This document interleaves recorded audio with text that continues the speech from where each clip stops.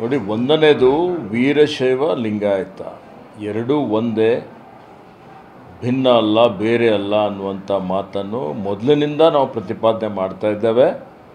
ಮತ್ತು ಶತಾಯುಷಿಗಳಾದಂಥ ನಮ್ಮೆಲ್ಲರ ಆರಾಧ್ಯ ದೈವರಾದಂಥ ಪರಮಪೂಜ್ಯ ಶಿವಕುಮಾರ ಮಹಾಸ್ವಾಮಿಗಳವರು ಅವರೇ ಈ ವಿವಾದ ಎದ್ದಿದ್ದಂಥ ಸಂದರ್ಭದಲ್ಲಿ ಘೋಷಣೆ ಮಾಡಿದ್ದಾರೆ, ವೀರಶೈವ ಲಿಂಗಾಯತ ಎರಡೂ ಒಂದೇ ಅಂತೇಳಿ ಹೇಳಿ.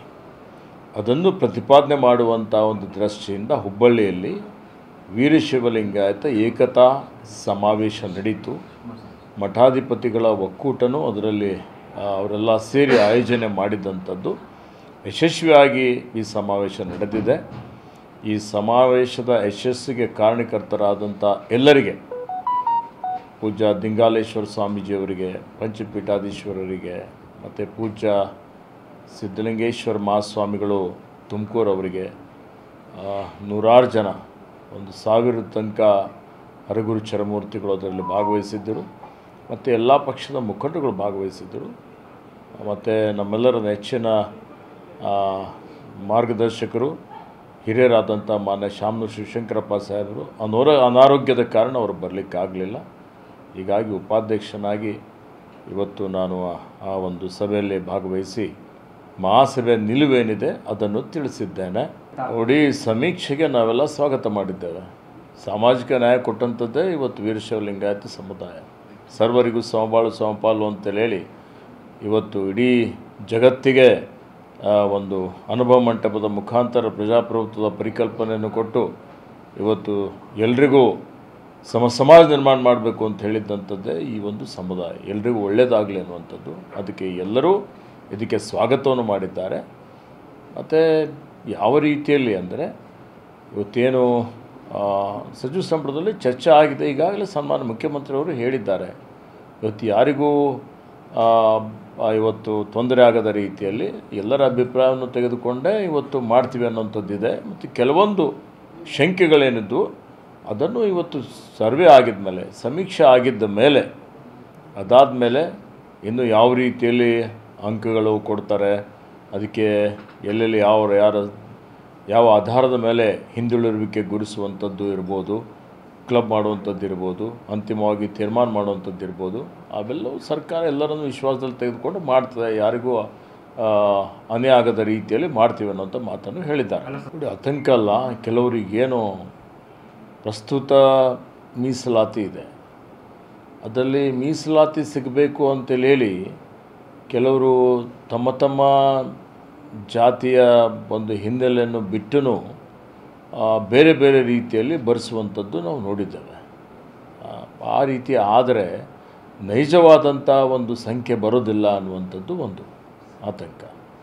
ನೈಜವಾದಂಥ ಒಂದು ಸಂಖ್ಯೆ ಬರಬೇಕು ಅನ್ನುವಂಥ ದೃಷ್ಟಿಯಿಂದ ಕೆಲವೊಂದು ಸಲಹೆಗಳನ್ನು ಇವತ್ತೆಲ್ಲರೂ ಕೊಟ್ಟಿದ್ದಾರೆ. ನೋಡಿ, ಈಗ ನಾನು ಹೇಳಿದ್ದಂಥದ್ದೇನು ಅಂದರೆ, ಎಲ್ಲ ಜಾತಿಗಳಲ್ಲೇ ಬಡವರಿದ್ದಾರೆ, ಎಲ್ಲ ಜಾತಿಗಳು ನಿರ್ಗತಿಕರಿದ್ದಾರೆ. ಲಿಂಗಾಯತ ವೀರಶೈವರಲ್ಲಿಯೂ ಬಡವರು ಇದ್ದಾರೆ, ನಿರ್ಗತಿಕರಿದ್ದಾರೆ. ಇವತ್ತು ಅನೇಕ ಜನ ಅನೇಕ ಸಂಕಷ್ಟಗಳನ್ನು ಎದುರಿಸ್ತಾ ಇದ್ದಾರೆ. ಹೀಗಾಗಿ ಇವತ್ತು ನಮ್ಮ ಉದ್ದೇಶ ಏನಿದೆ, ನಮ್ಮ ಪ್ರಣಾಳಿಕೆ ಏನಿದೆ, ಸಂವಿಧಾನದಲ್ಲಿ ಏನಿದೆ, ಸಮಾಜದಲ್ಲಿರುವಂಥ ಕಡೆಯ ವ್ಯಕ್ತಿಗೂ ಸಾಮಾಜಿಕ ನ್ಯಾಯ ಸಿಕ್ಕರೆ ಮಾತ್ರ ಪ್ರಜಾಪ್ರಭುತ್ವ ಯಶಸ್ವಿ ಆಗಿದ್ದಂಗೆ ಅಂತೇಳಿ ನಾವೇ ಹೇಳಿದ್ದೇವೆ. ಅದನ್ನು ಅನುಷ್ಠಾನ ಮಾಡಬೇಕು. ಯಥಾವತ್ತಾಗಿ ಪ್ರತಿಯೊಬ್ಬರಿಗೂ ನ್ಯಾಯ ಸಿಗಬೇಕು ಅನ್ನೋಂಥದ್ದೇ ನಾನು ಹೇಳಿದ್ದಂಥ ಉದ್ದೇಶ. ನೋಡಿ, ಜನರಿಗೆ ಸಮಾಧಾನ ಆಗಬೇಕು. ನಾನು ಸರ್ಕಾರದಲ್ಲಿದ್ದೀನಿ, ನಾವೆಲ್ಲ ಕೂಡ ತೀರ್ಮಾನ ಮಾಡಿದ್ದೇವೆ. ಇವತ್ತು ಕರ್ನಾಟಕ ರಾಜ್ಯದ 7 ಕೋಟಿ ಜನರಿಗೆ ಸಮಾಧಾನ ಆಗುವಂಥ ರೀತಿಯಲ್ಲಿ ಸಮೀಕ್ಷೆಯನ್ನು ಆಗಬೇಕು ಅನ್ನೋಂಥ ಎಲ್ಲರ ನಿರೀಕ್ಷೆ ಇದೆ. ಆ ನಿರೀಕ್ಷೆ ಪ್ರಕಾರ ನಡೀಲಿಕ್ಕೆ ನಾವು ಪ್ರಯತ್ನ ಮಾಡ್ತಾ ಇದ್ದೇವೆ. ಧರ್ಮದ ಕಲಂನಲ್ಲಿ ಜನರಿಗೆ ಇಚ್ಛೆಗೆ ಬಿಟ್ಟಿದ್ದಾರೆ ಸರ್, ಅವರವ್ರ ಇಚ್ಛೆಗೆ ಯಾವ ರೀತಿಗೆ ಸರ್? ಅದೊಂದು ಚಿಕ್ಕ ಭಾಳ ನೋಡಿ, ಈ ವಿಷಯದ ಬಗ್ಗೆ ಭಾಳಷ್ಟು ಚರ್ಚೆ ಆಗಿದೆ. ಇವತ್ತೇನು ಸಾಮಾಜಿಕ ಶೈಕ್ಷಣಿಕ ಸಮೀಕ್ಷೆ ನಡೀತಾ ಇದೆ. ಈ ಸಮೀಕ್ಷೆಯಲ್ಲಿ ಜಾತಿ ಕಾಲಮ್ ಅತ್ಯಂತ ಮಹತ್ವದಾದಂಥದ್ದು. ಹೀಗಾಗಿ ಆ ಜಾತಿ ಕಾಲಮಲ್ಲಿ ಈಗಾಗಲೇ ನಾವು ಹೇಳಿದ್ದೇವೆ, ಎಲ್ಲರ ಜೊತೆಯಲ್ಲಿ ಚರ್ಚೆ ಮಾಡಿ, ಇವತ್ತು ನೀವು ವೀರಶೈವರ ಬರೆಸ್ರಿ, ಲಿಂಗಾಯತರ ಬರೆಸ್ರಿ, ಕೋಡಿದೆ ಅದಕ್ಕೆಲ್ಲ, ವೀರಶೈವ ಲಿಂಗಾಯತರ ಬರೆಸ್ರಿ ಅನ್ನುವಂಥದ್ದು ಇವತ್ತು ನಾವು ಈಗಾಗಲೇ ಎಲ್ಲ ಕಡೆ ಕರೆಯನ್ನು ಮಹಾಸಭೆ ವತಿಯಿಂದ ಕೊಟ್ಟಿದ್ದೇವೆ. ಅದಕ್ಕೆ ಅದರಲ್ಲಿ ಕಡ್ಡಾಯವಾಗಿ ಪ್ರತಿಯೊಬ್ಬರು ತಮ್ಮ ತಮ್ಮ ಜಾತಿಯ ಕಾಲಮ್ನಲ್ಲಿ ಇವತ್ತು ಲಿಂಗಾಯತ ಅಥವಾ ವೀರಶೈವ ಬರೆಸಬೇಕು ಅನ್ನುವಂಥದ್ದು ನಾವು ಸೂಚನೆಯನ್ನು ಕೊಟ್ಟಿದ್ದೇವೆ. ಉಪಜಾತಿ ಕಾಲಮ್ನಲ್ಲಿ ಸುಮಾರು 100 ಉಪಜಾತಿಗಳಿದ್ದಾವೆ ಲಿಂಗಾಯತ ವೀರಶೈವರಲ್ಲಿ. ಅವರವರ ಉಪಜಾತಿ ಬರೆಸುವಂಥದ್ದು ಅವಶ್ಯಕತೆ ಇದ್ದರೆ ಅವರವರ ಉಪಜಾತಿ ಅವರ ಜಾತಿ ಮುಂದುಗಡೆ ಬರೆಸಬೇಕು. ಅಂದರೆ ಮಾತ್ರ ನಿಖರವಾದಂಥ ನಮ್ಮ ಸಮುದಾಯದ ಒಂದು ಸಂಖ್ಯೆ ಬರಲಿಕ್ಕೆ ಇದು ಸಹಕಾರಿ ಆಗ್ತದೆ ಅನ್ನುವಂಥ ಒಂದು ಸಲಹೆಯನ್ನು ಕೊಟ್ಟಿದ್ದೆ. ನೋಡಿ, ಧರ್ಮದ ಕಾಲಮ್ನಲ್ಲಿ ಈಗಾಗಲೇ ಸರ್ಕಾರ ಗುರುತಿಸಿದಂಥ ಏನು ಧರ್ಮಗಳಿದ್ದಾವೆ ಇವತ್ತು, ಅದರ ಜೊತೆಯಲ್ಲಿ ಸುಮಾರು 1940ರಿಂದ ಅಖಿಲ ಭಾರತ ವೀರಶೈವ ಲಿಂಗಾಯತ ಮಹಾಸಭೆಯ ಹಿಂದಿನ ಎಲ್ಲ ಅಧ್ಯಕ್ಷರುಗಳು ನಮ್ಮ ಸಮುದಾಯಕ್ಕೆ ಜಾಗತಿಕವಾಗಿ ಮನ್ನಣೆ ಸಿಗಬೇಕು, ಅನೇಕ ಒಳಪಂಗಡಗಳ ಏನೊಂದು ಸಮಸ್ಯೆ ಇದೆ, ಎಲ್ಲರನ್ನೂ ಒಂದೇ ವೇದಿಕೆ ಮೇಲೆ ತರಬೇಕು, ಎಲ್ಲರನ್ನೂ ಒಗ್ಗೂಡಿಸಬೇಕು ಅಂತೇಳಿ ಹೇಳಿ ಇವತ್ತು ನಮಗೆ ಪ್ರತ್ಯೇಕ ಧರ್ಮ ಕೊಡಬೇಕು ಅಂತ ಹೋರಾಟ ಮಾಡಿದ್ದಾರೆ. ಅದರಲ್ಲಿ ವಿಶೇಷವಾಗಿ 2000 ಇಸ್ವಿಯಿಂದ ನಮ್ಮ ತಂದೆಯವರಾದ ಪೂಜ್ಯ ಭೀಮಣ್ಣ ಖಂಡ್ರೆಯವರು, ಶಾಮರ ಶಿವಶಂಕರಪ್ಪನವರು, ತಿಪ್ಪಣ್ಣನವರು, ವಿಶ್ವನಾಥ ರೆಡ್ಡಿ ಮುದ್ನಾಳ್ರವರು, ಸುಮಾರು ಜನ ಅದಕ್ಕೆ ಎಲ್ಲರ ಬೆಂಬಲನೂ ತೆಗೆದುಕೊಂಡಿದ್ದರು. ಅವರು ಪ್ರಸ್ತಾವನೆ ಕೇಂದ್ರ ಸರ್ಕಾರಕ್ಕೆ 2-3 ಸಲ ಕಳಿಸಿದ್ದಾರೆ. ಆ ಪ್ರಸ್ತಾವನೆಗೆ ಇನ್ನೂ ಮನ್ನಣೆ ಸಿಕ್ಕಿಲ್ಲ. ಹೀಗೆ ಪ್ರತ್ಯೇಕ ಧರ್ಮ ಸರ್ಕಾರ ಗುರುತಿಸಿಲ್ಲ ಅನ್ನುವಂಥ ದೃಷ್ಟಿಯಿಂದ, ಆದರೆ ಗುರುತಿಸದೇ ಇದ್ದರೂ ನಮ್ಮ ಮಹಾಸಭೆಯಲ್ಲಿ ಸಭೆ ಮಾಡಿದಂಥ ಸಂದರ್ಭದಲ್ಲಿ ನಾವೇನು ಮೊದಲಿನಿಂದ ಹೋರಾಟ ಮಾಡ್ತಾಯಿದ್ದೀವಿ ಅದು ಪಡಿಲೇಬೇಕು ಪ್ರತ್ಯೇಕ ಧರ್ಮ ಅಂತೇಳಿ. ಅದಕ್ಕೆ ಮತ್ತೆ ಏನು ಹೋದ ಸಲ ನಾವೆಲ್ಲ ಸೇರಿ ನಮ್ಮ ಹಿರಿಯರು ವೀರಶೈವ ಲಿಂಗಾಯತ ಒಂದೇ, ಅದಕ್ಕೆ ಪ್ರತ್ಯೇಕ ಧರ್ಮ ಕೊಡಬೇಕು ಅಂತೇಳಿ ಇತರೆ ಕಾಲಮ್ನಲ್ಲಿ ಬರೆಸಬೇಕು ಅನ್ನುವಂಥ ಸಲಹೆಯನ್ನು ಕೊಟ್ಟಿದ್ದಾರೆ. ಒಂದನೇದು. ಆದರೆ ಇನ್ನೂ ಕೆಲವರು ನಮಗೆ ಇದಕ್ಕೆ ಮನ್ನಣೆ ಸಿಕ್ಕಿಲ್ಲ, ಗುರುತಿಸಿಲ್ಲ, ಅದಕ್ಕೆ ನಮಗೆ ಸ್ವತಂತ್ರವಾಗಿ ಬಿಡಿ ಅನ್ನುವಂಥ ಒಂದು ಸಲಹೆಯನ್ನು ಕೊಟ್ಟಿದ್ದಾರೆ.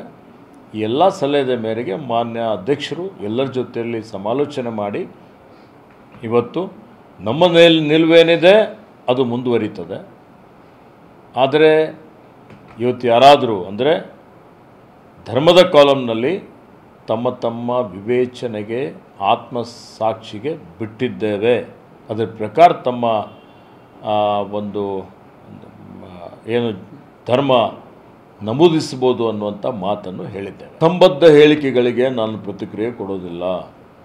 ಅವರ ಅಸ್ತಿತ್ವ ಏನಿದೆ, ಅವ್ರು ಎಲ್ಲಿದ್ದಾರೆ, ಅವ್ರು ಏನು ಮಾಡ್ತಾಯಿದ್ದಾರೆ, ಅವ್ರಿಗೆ ಎಷ್ಟು ಜನರ ಬೆಂಬಲ ಇದೆ. ಇವತ್ತು ಅವ್ರು ಏನೋ ಒಂದು ಪ್ರಚೋದನಕಾರಿ ಹೇಳಿಕೆಗಳು ಕೊಡ್ತವೆ ಅಂತ ಹೇಳಿದರೆ ಅದಕ್ಕೆ ಪ್ರಚಾರ ಕೊಡುವಂಥದ್ದು ಅವಶ್ಯಕತೆ ಇಲ್ಲ, ಅದು ನಗಣ್ಯ. ಅದಕ್ಕೆ ಪ್ರತಿಕ್ರಿಯೆ ಕೊಡುವಂಥದ್ದು ಅವಶ್ಯಕತೆ ಇಲ್ಲ. ಸುಮ್ಮನೆ ಯಾರೋ ಒಬ್ಬರು ಇಬ್ಬರು ಈ ರೀತಿ ಯಾರ ಮನಸ್ಸಿನಲ್ಲಿ ಇರೋದಿಲ್ಲ ಈ ರೀತಿ ಹೇಳಿಕೆ ಕೊಡ್ತಾರೆ ಅಂತ ಹೇಳಿದರೆ ಅದಕ್ಕೇನಾದರೂ ಬೆಲೆ ಇದೆಯಾ? ಅದಕ್ಕೆ ಯಾವುದೇ ರೀತಿಯ ಕಿಮ್ಮತ್ತಿಲ್ಲ, ಯಾವುದೇ ರೀತಿಯ ಬೆಲೆ ಇಲ್ಲ. ಅದಕ್ಕೆ ನಾನು ಪ್ರತಿಕ್ರಿಯೆ ಕೊಡಲಿಕ್ಕೂ ಹೋಗೋದಿಲ್ಲ.